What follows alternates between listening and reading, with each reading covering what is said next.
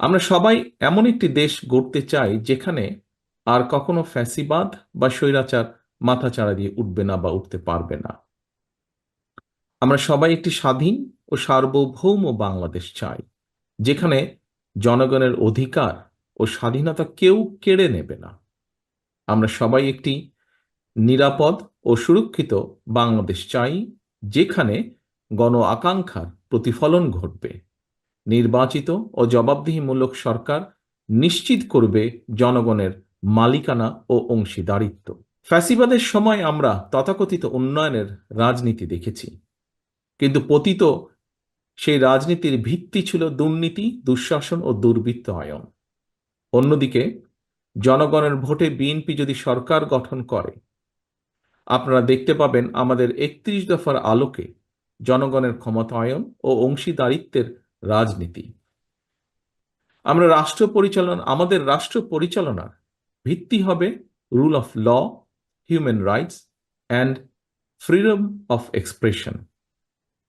আমরা মনে করি একটি দেশে নির্বাচিত সরকারের প্রথম কাজ হচ্ছে রাষ্ট্রকে নিয়মতান্ত্রিক উপায়ে পরিচালনা করা, যেন রুলস বেসড অর্ডার ঠিক থাকে।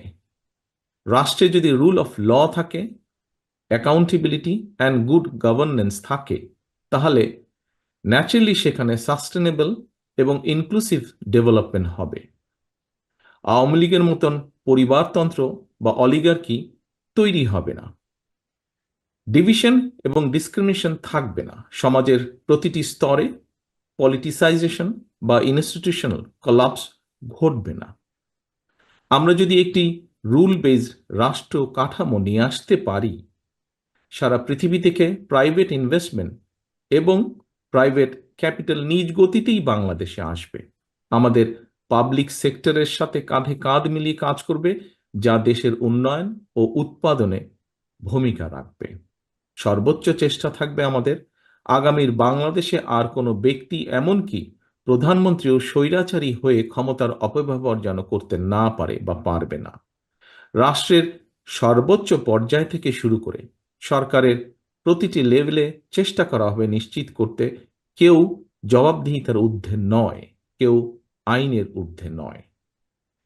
বিএনপি রাষ্ট্র পরিচালনার দায়িত্ব পেলে আমরা দলমত নির্বিশেষে প্রতিটি নাগরিকের মত প্রকাশের স্বাধীনতা নিশ্চিত করতে চাই। ঠিক যেভাবে আজ থেকে ২ দশক আগে বিএনপি সরকারের সময় বাংলাদেশে মিডিয়া নির্ভয়ে সরকারের সমালোচনা করতে পারত, কার্টুন আঁকতে পারত। গত ১৬ বছরে আমার নিজের, আমার দলের এবং গণতন্ত্রের পক্ষে শক্তি তথা আপনাদের অনেকের freedom of speech, freedom of expression and freedom of association সম্পূর্ণভাবে হরণ করা হয়েছিল। সে উপলব্ধিকে ধারণ করে আমরা all citizens including human rights activist, social influencers and জার্নালিস্টদের মতামত প্রকাশের স্বাধীনতা নিশ্চিত করার সর্বোচ্চ চেষ্টা করব ইনশাল্লাহ। আমাদের লক্ষ্য এমন একটি রাষ্ট্র কাঠামো গড়ে তোলা, যেখানে ইউটিউব, ফেসবুক এবং আদার অনলাইন প্ল্যাটফর্মে নিজেদের ভাবনা প্রকাশের কারণে কিংবা প্রধানমন্ত্রী সহ গুরুত্বপূর্ণ ব্যক্তিদের বিষয় মন্তব্যের দায়ে কাউকে যেন হেনস্থা করা না হয়। সত্য গোপন করতে main stream and social media যেন বাধ্য না থাকে। তেমনি মিথ্যা তথ্য দিয়ে সেটি প্রচারেও সরকার কাউকে চাপ দেবে না।